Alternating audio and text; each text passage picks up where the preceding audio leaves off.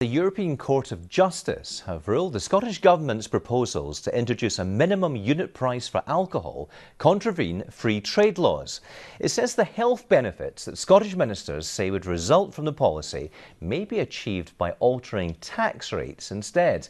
But as our Home Affairs correspondent Riva Alderson reports, the legal process is far from over. Scotland has a troubled relationship with alcohol. £3.6 billion is the estimated annual cost to the NHS and society more widely. Last year there were more than 35,000 alcohol-related acute hospital admissions. The government's proposed a 50p minimum unit price for alcohol to help tackle alcohol misuse.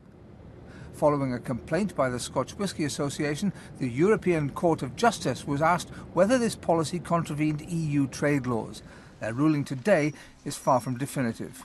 The Court's Second Chamber hereby rules. Judges have passed the matter back to the Court of Session in Edinburgh to determine whether an alternative, such as increasing alcohol duty, could help cut the problems caused by drink. The Scotch Whisky Association, which brought the case, welcomed the ruling, which it said confirmed minimum unit pricing contravenes free trade laws. What it does is really confirm 30 years of European Union case law.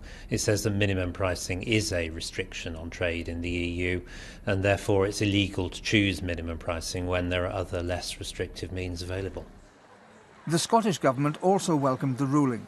Drinks taxes are reserved to Westminster, but ministers here say they'll seek to persuade Scottish judges that minimum unit pricing targets problem drinkers. Taxation affects all drinkers and all drinks in the same way, whereas minimum unit pricing targets those cheap, strong products that do the most harm. So actually, we would like to argue, and we will argue strongly, that it's actually a less restrictive measure and more targeted and therefore more effective. Minimum unit pricing's still a long way off. Once the Court of Session's delivered its own ruling next year, it's likely the case will be appealed to the UK Supreme Court. Riva Alderson, reporting Scotland.